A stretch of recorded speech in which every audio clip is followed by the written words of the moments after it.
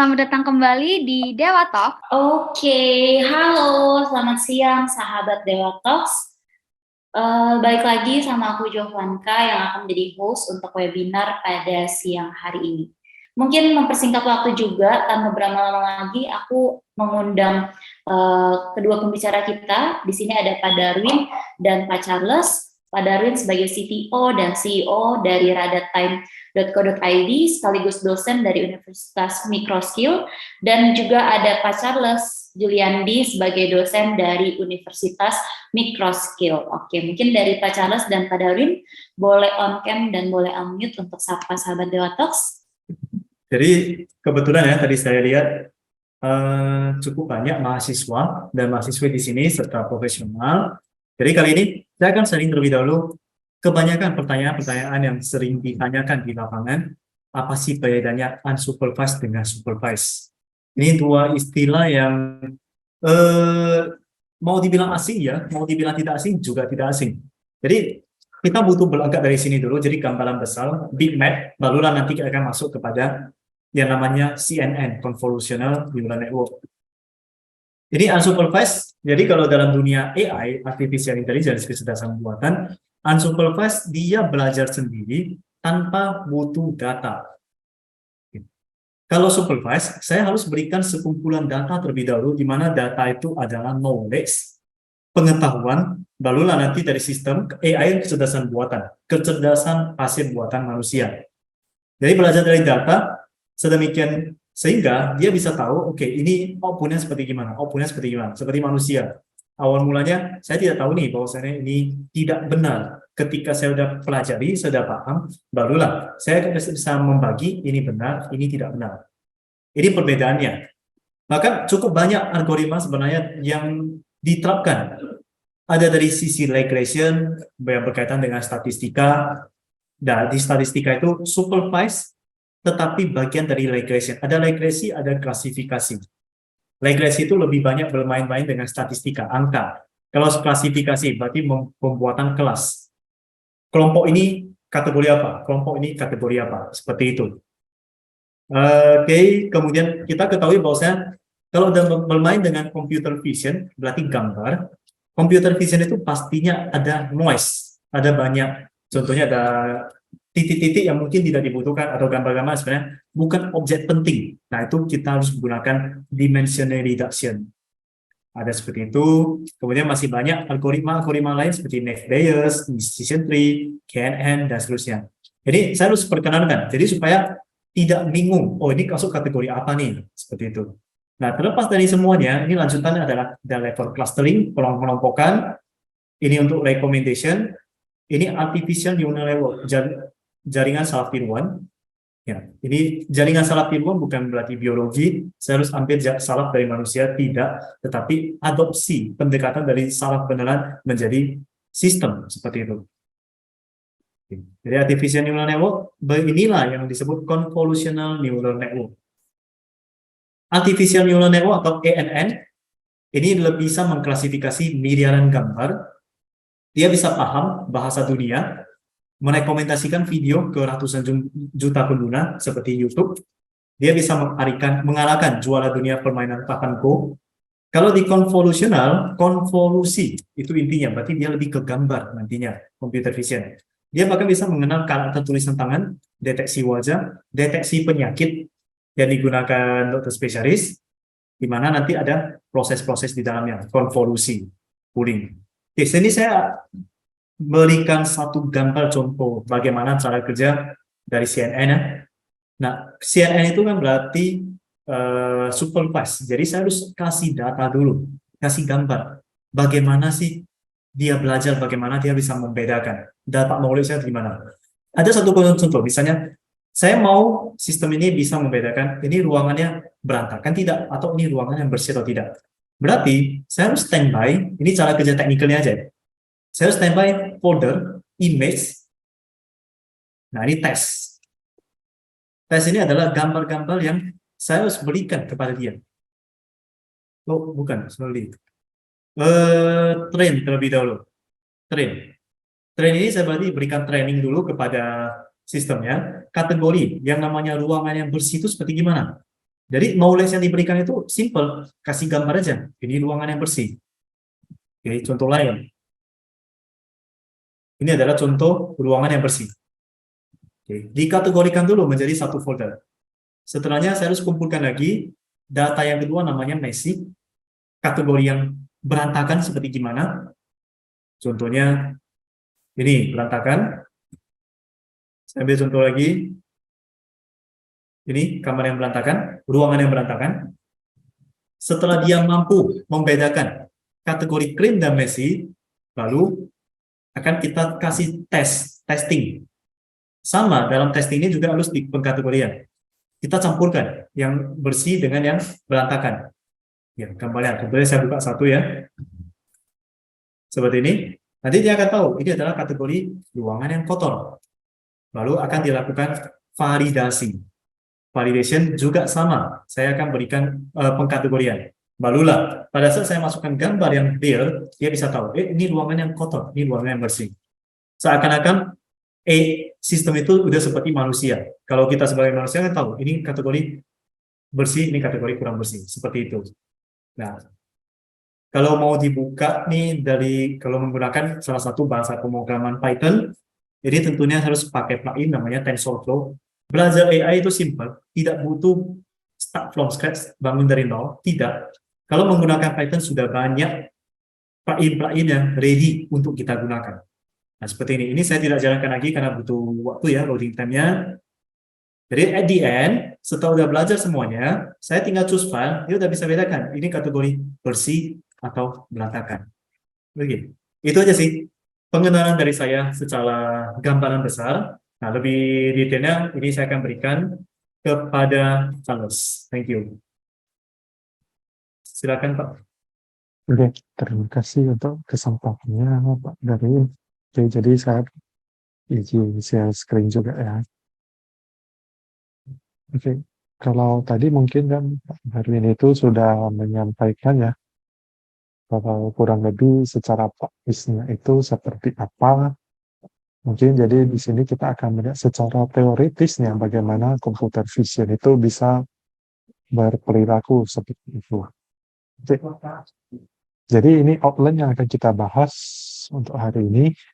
Apa itu sebenarnya computer vision, kemudian nanti computer vision yang dulu dengan yang sekarang dengan bantuan AI itu seperti apa, pengenalan convolutional neural network sebagai salah satu bagian dari algoritma untuk computer vision dan prospek computer vision untuk masa depan itu seperti apa.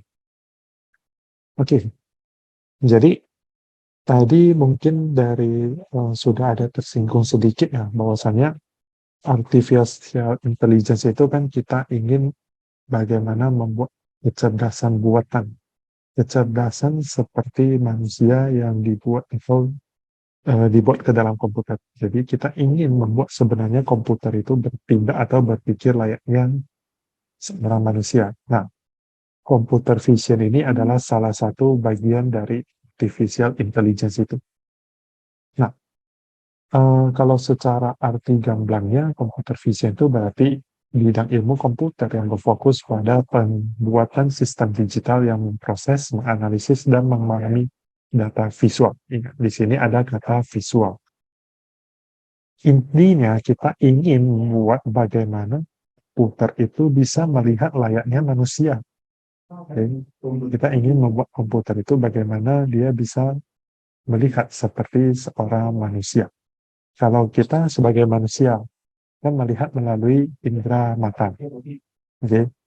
Kita melihat di sana ada semangkuk yang berisi, ada satu mangkuk yang berisi penuh buah-buahan. Ada pisang, jeruk, lemon, buah persik, dan lain-lain.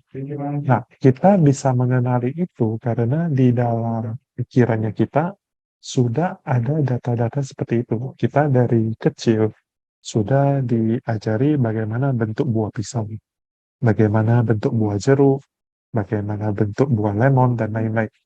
Jadi begitu ada input gambar masuk, okay, di sini gambarnya kita bilang sebagai input ya. Begitu ada input masuk, maka kita sudah bisa melakukan yang namanya proses pemilahan.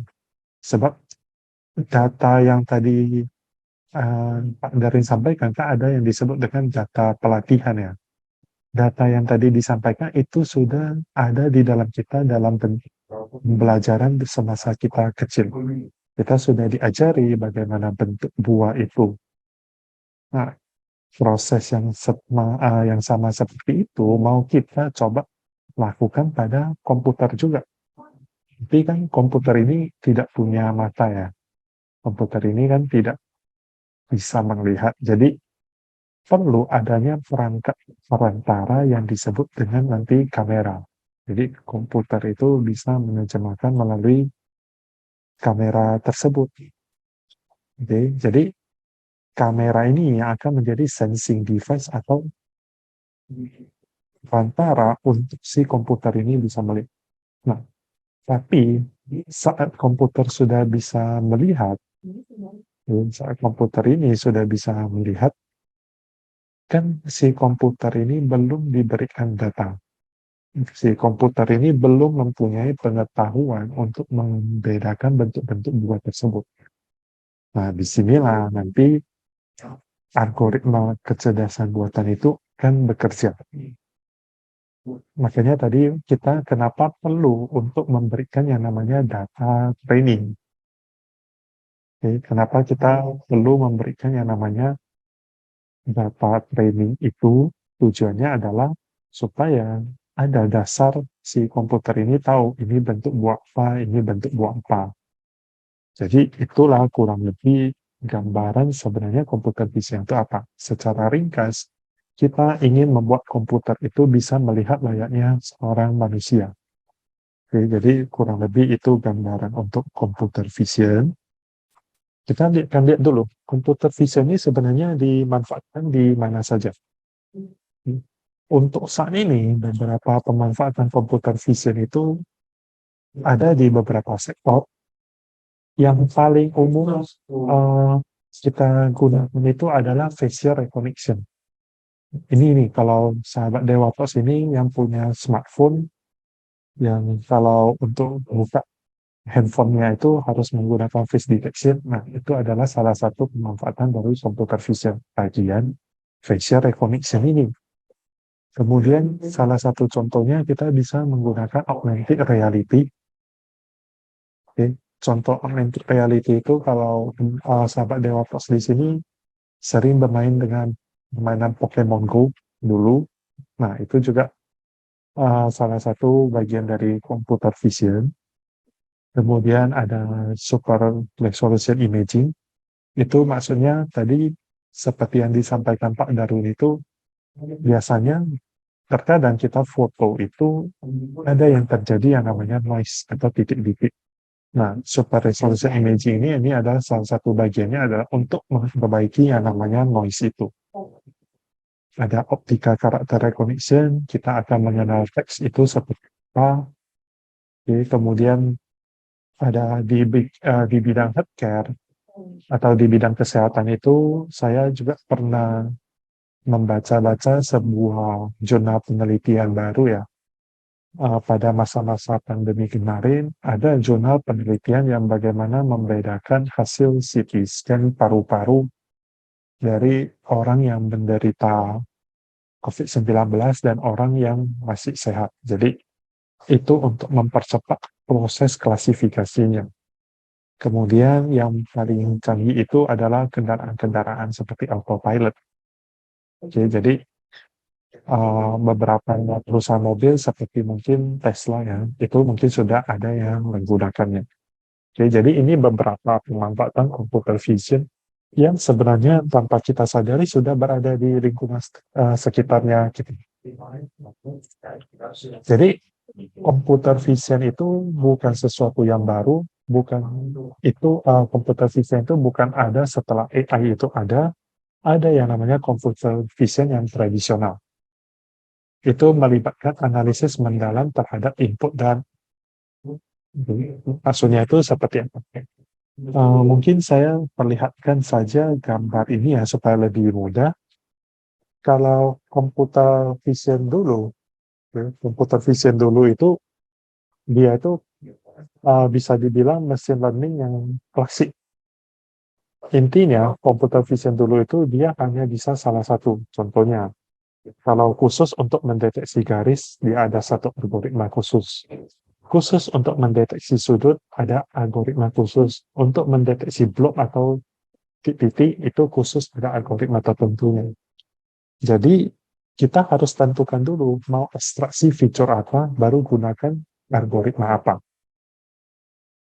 Setelah itu kita sudah tentukan algoritma yang digunakan, barusan kita akan sama seperti tadi. Apapun itu, baik yang tradisional maupun yang nanti modern dengan bantuan CNN, kita tetap harus lakukan yang namanya classifier, mengklasifikasinya. Di manakah garisnya, di manakah yang bukan garis. Sehingga nanti baru bisa didapatkan output. Jadi, tapi kalau kita lihat di sini, dari pemaparannya mungkin tadi saya berikan itu, teknik computer vision tradisional ini ada kelemahannya. Dia punya keterbatasan. Pertama, itu waktu proses yang lama. Jadi contohnya ya, kalau misalnya saya mau mendeteksi titik dan mau mendeteksi garis, mau mendeteksi sudut, berarti kita harus melakukan 3 kali feature extraction. Oke, ada 3 kali feature extraction yang harus kita lakukan. Artinya waktunya itu sudah 3 kali lebih lama. Oke, jadi berapa banyak fitur yang mau kita ekstraksi, ya itu tergantung. Berarti waktunya itu akan semakin lama. Kemudian adalah algoritma yang dulu itu akan menghasilkan akurasi yang kurang baik. Jadi akurasinya itu akan kurang baik. Ada kesalahan-kesalahan klasifikasi atau error rate-nya yang biasanya disebut masih cukup tinggi. Sehingga muncullah itu yang namanya computer vision berbasis deep learning atau pembelajaran yang lebih mendalam. Jadi yang dulu dibandingkan dengan yang sekarang, computer vision sekarang itu dia proses fitur ekstraksinya itu adalah secara menyeluruh pada satu gambar. Ya, jadi dia dilihat satu gambar ini apa yang bisa dipelajari, apa yang bisa kita tarik dari gambar ini, sehingga nanti di sana baru fiturnya itu mulai diklasifikasikan seperti apa-apa, hingga nanti terakhir kita akan mendapatkan output. Oke. Jadi ini kurang lebih gambarannya untuk computer vision yang versi lebih baru, deep learning-nya. Salah satu algoritma untuk deep learning ini yang paling sering dipakai saat ini itu adalah komputer convolutional neural network atau CNN. Okay. Jadi tadi sudah ada tersinggung sedikit juga ya bahwasanya kalau CNN ini kan merupakan bagian dari artificial neural network. Artificial neural network itu kalau kita terjemahkan ke bahasa Indonesia itu adalah jaringan syaraf tiruan. Bukan berarti itu adalah jaringan syaraf yang secara fisik ditiru, bukan. Tapi tujuan dari jaringan syaraf tiruan itu adalah untuk meniru cara kerja dari si syaraf manusia. Oke, di sini mungkin ada ya beberapa yang pun pernah belajar di biologi itu, jaringan syaraf itu kan adalah ada yang namanya nanti inti atau nukleusnya, ada yang namanya dendrit, kemudian ada yang namanya penghubungnya. Nah, jaringan saraf tiruan ini bekerja mirip seperti itu. Jadi salah satu cara dari salah satu algoritma dari jaringan saraf tiruan itu adalah CNN ini. Jadi dia adalah salah satu jenis arsitektur jaringan saraf tiruan untuk memproses data, gambar, dan video. Jadi CNN ini fokusnya itu adalah data, gambar, dan video. Masih banyak lagi peruntukan lainnya dari jaringan saraf tiruan. Seperti yang tadi mungkin kalau dilihat ada disimak ya slide-nya Pak Darwin itu ada tentang backpropagation. Itu khusus untuk memproses data-data dalam bentuk teks. Atau kita ingin mencari sesuatu pengetahuan dari data. Nah, bedanya CNN dengan jaringan saraf tiruan biasa itu seperti apa? Seperti namanya itu konvolusional. Berarti nanti kalau jaringan saraf biasa itu ya, jadi kalau jaringan saraf biasa itu kan eh, dia ada terbagi menjadi 3 bagian, input, kemudian ada yang namanya layer input, oke. Kemudian ada yang namanya layer hidden, dan terakhir ada yang namanya layer output. Oke. Nah, eh, kalau yang namanya itu adalah jaringan saraf tiruan biasa, itu semua inputnya akan secara fully connected atau terhubung secara keseluruhan menuju ke output. Akan terhubung secara keseluruhan menuju ke output. Tapi kalau di CNN ini dia tidak bekerja seperti itu. CNN ini bekerjanya itu adalah per bagian-bagian menuju satu output. Jadi bisa lihat seperti gambar bergerak di samping ini ya. Oke. Intinya, kotak warna putih ini adalah outputnya. Kotak warna biru ini adalah inputnya. Kalau jaringan saraf tiruan biasa, 25 kotak ini akan menghasilkan satu output saja. Tapi kalau convolutional neural network, tujuannya itu kan kita ingin mengekstrak sesuatu, feature extraction. Maka kita tidak bisa hanya menggunakan satu gambar itu saja. Kita harus memperhatikan lingkungan sekitar saja. Harus memperhatikan juga lingkungan sekitar kita itu seperti apa. Untuk feature extraction yang lebih baik. Oke. Nah, jadinya cara CNN ini bekerja adalah seperti itu. Dia mengekstrak setiap bagian kecil dari input. Oke. Input itu dia pisah menjadi bagian-bagian kecil tertentu untuk diambil per satu lokal itu. Jadi kotak 3x3 yang berwarna lebih gelap itu, yang terus bergerak itu, itulah yang disebut nanti pembagian lokalnya. Jadi bagaimana CNN ini bekerja? Yang pertama, kita harus tentukan kernel size-nya dulu. Nah, kernel size ini apa? Kernel size ini adalah besaran lokalitasnya. Kernel size ini adalah besaran lokalitasnya. Di sini, kernel size kita itu berarti adalah 3x3. Kita tentukan dulu berarti lokalitasnya itu adalah 3x3. Kemudian yang harus ditentukan yang kedua itu adalah strike-nya. Strike itu apa? Strike itu seberapa besar dia akan bergeser. Kalau di sini, contoh gambar ini, dia strike-nya itu adalah 1. Jadi kalau bisa sahabat Dewatox lihat ya, di sini kotaknya itu bergeser satu-satu ke arah kanan.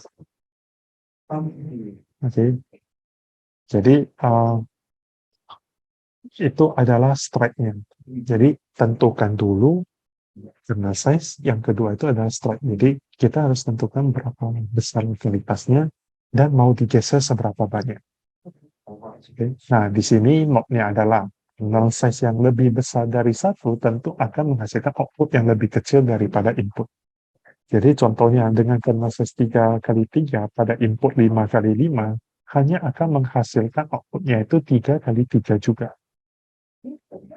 Tapi kalau kernel size kita 1x1, itu pasti akan menghasilkan output yang sama dengan input. Okay. Nah, di sini pasti ada muncul problem pertama. Problem pertama adalah bagaimana kalau kita mau membuat ukuran outputnya itu sama dengan kernel size yang lebih besar dari 1. Itu akan muncul problem pertama. Di sini kita bisa menambahkan yang namanya padding.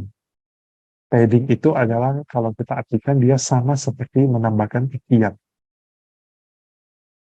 Oke, jadi kita bisa menambahkan contohnya pada input 5x5 dengan kernel size 3x3 dan strike yang sama dengan 1, kita bisa menambahkan padding-nya itu 1. Jadi dia akan menambahkan masing-masing 1 padding ke 4 sisi dari input kita. Sehingga totalnya itu ada hasil outputnya akan sama dengan input. Nah, di sini sahabat Dewatos bisa lihat ya, di tengah-tengah dari kotak input yang sebelah kiri dengan yang output sebelah kanan itu ada yang namanya kernel. Nah, ini kernel bukan maksudnya kernel size, tapi kernel ini adalah bobot. Kernel ini adalah kernel yang disebut nanti dengan bobot. Nah, bobot itu apa? Dalam jaringan saraf tiruan, biasanya untuk proses pembelajaran ada yang namanya itu bobot. Ada yang namanya itu bobot untuk menentukan bagaimana outputnya. Jadi biasanya dalam jaringan saraf tiruan itu ada yang namanya itu penentuan bobot. Kalau dalam jaringan saraf tiruan itu, kalau misalnya saat output kita kurang sesuai harapannya dengan input kita bisa merubah-rubah yang namanya bobot tersebut. Nah, di sini pun sama. Ada bobot-bobot yang bisa kita atur sedemikian rupa sehingga nanti output yang dihasilkan itu akan lebih sesuai. Jadi ini problem pertama kalau kita ingin input size-nya itu sama dengan output size saat kernel size-nya itu lebih besar dari 1, kita bisa menambahkan padding ini. Nah, problem kedua itu terjadi itu ada input yang terlewat. Tadi kita tahu bahwasanya strike itu kan berfungsi untuk menggerakkan si kernel ini.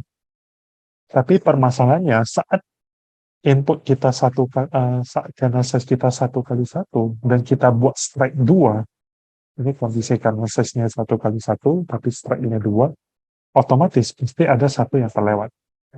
Jadi misalnya dari kotak pertama, kernel size-nya 1x1 nih. Nah, saat dia akan bergerak ke kanan dengan strike 2, otomatis kotak yang kedua ini akan terlewat. Kotak dia akan langsung lompat ke 3, 3 ke 5, 5 ke 7. Jadi kotak 2 itu akan terlewat. Jadi, tapi apakah strike ini tidak ada fungsinya? Strike ini berfungsi. Strike ini berfungsi untuk mengurangi beban dari komputasi kita. Dia kan ekstraksi fiturnya itu, dia kan per 3x3 ini ekstraksi satu fitur. 3x3 ekstraksi satu fitur lagi. Nah, jadi kalau dia strike-nya itu lebih lebar, otomatis output yang akan dihasilkan itu pasti akan semakin berkurang. Beban komputer kita untuk menghitung itu juga akan semakin berkurang. Tapi kita harus mencari yang namanya titik keseimbangan antara beban komputasi dengan yang namanya akurasi. Jadi di mana-mana permasalahan kecerdasan buatan itu adalah tentang akurasi. Jadi, kita harus mencari sebuah titik seimbang antara akurasi itu sendiri dengan waktu komputasi. Jadi ini masih menjadi permasalahan klasik dari kecerdasan buatan. Kita mau meningkatkan akurasi itu bisa, tapi waktu proses itu pasti akan lebih lama. Sehingga biasanya orang akan mencari sebuah titik temu antara akurasi dengan waktu komputasi. Jadi permasalahan kedua ini adalah jangan sampai terjadi kesalahan penentuan kernel size dengan strike. Kesalahan penentuan ini akan membuat input yang terlewat sehingga fitur yang dihasilkan nanti bisa dikatakan kurang akurat. Jadi ini umumnya dua permasalahan pada CNN. Jadi ini yang tadi dibilang tentang feature extraction tersebut. Jadi feature extraction ini adalah bagaimana kita menghasilkan, contohnya bisa dilihat di gambar sebelah kiri ini yang berwarna hitam putih. Dia inputnya itu adalah dia pakai kernel size 3x3. Kernel size 3x3 ini akan menghasilkan outputnya itu adalah per satu kotak. Jadi berdasarkan perkalian bobot yang ada di tengah akan dihasilkan kurang lebih output yang seperti di kotak kanan ini. Itu adalah cara kerja dari convolution. Nah, dari sini kita nanti bisa memberitahu kepada komputernya bahwasannya dengan kurang lebih fitur seperti ini adalah secangkir kopi. Dengan fitur seperti ini adalah gambar secangkir kopi. Nah, jadi kalau misalnya nanti ke depannya ada input yang kurang lebih seperti ini, dia sudah tahu bahwasanya yang angka outputnya itu mirip-mirip seperti ini, dia nanti sudah akan tahu bahwasanya, oh ini rupanya adalah secangkir kopi. Oke. Jadi kurang lebih cara kerja konvolusional neural network itu adalah seperti ini. Jadi berbeda dengan jaringan saraf tiruan yang seluruh inputnya akan berkoneksi penuh dengan menghasilkan output. Di sini intinya itu terbagi menjadi satu lokal-lokal kecil. Oke, jadi itu adalah inti kerja dari convolutional neural network tersebut. Oke, jadi semuanya itu terpisah menjadi lokal-lokal kecil sehingga menghasilkan ekstraksi fitur yang seperti ini. Oke, jadi permasalahan klasik dari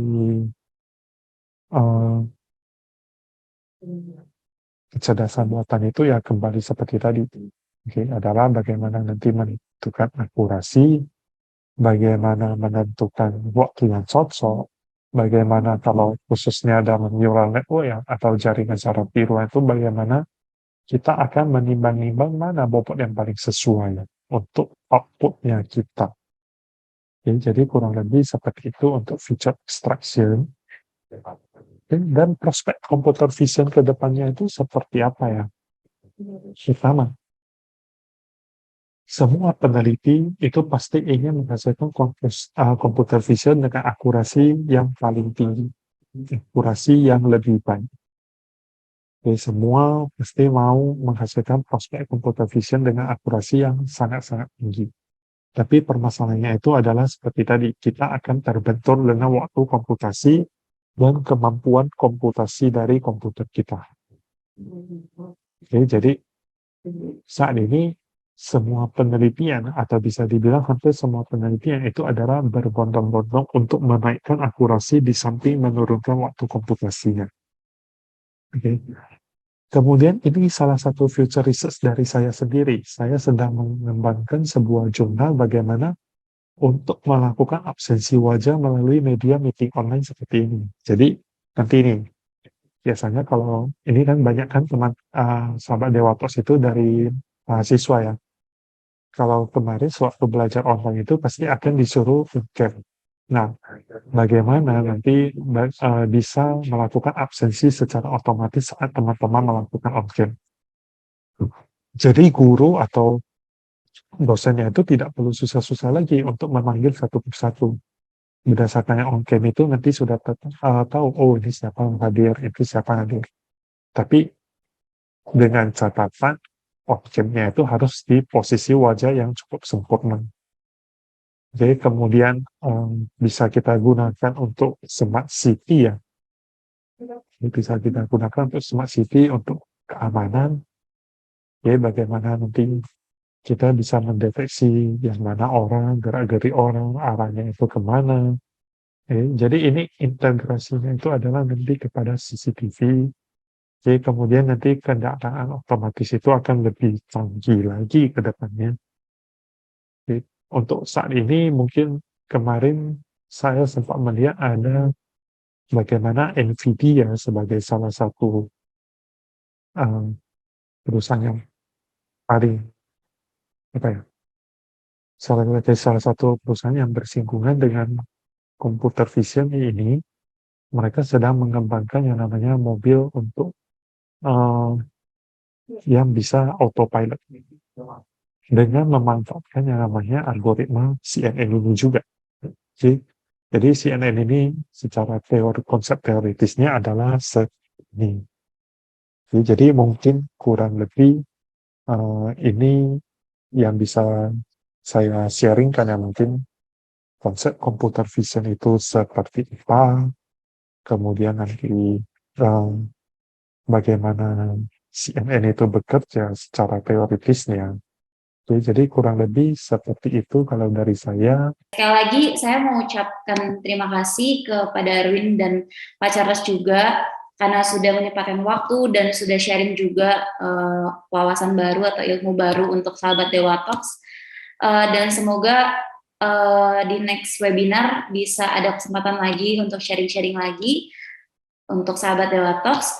So ya mungkin dari Pak Darwin atau Pak Charles sebelum meninggalkan room Zoom ini untuk kembali beraktivitas bisa memberikan closing statement nih. Mungkin dari Pak Darwin terlebih dahulu. Oke. Dalam dunia AI itu sangat luas.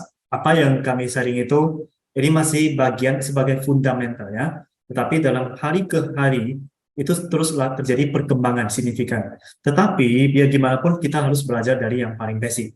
Dan kalau berkaitan dengan computer vision, memang paling basicnya itu adalah CNN yang satu ini. Karena ada namanya operasi konvolusi. Nah, seperti itu aja. Closing statement dari saya. Thank you. Oke, thank you Pak Darwin. Dan mungkin selanjutnya dari Pak Charles, boleh di statement. Oke, jadi kalau mungkin melengkapi dari yang tadi kami sampaikan, jadi apa yang kami sampaikan di sini mungkin hari ini hanya sebagian kecil dari apa yang bisa sebenarnya CNN itu, yang sebenarnya dari CNN itu ya.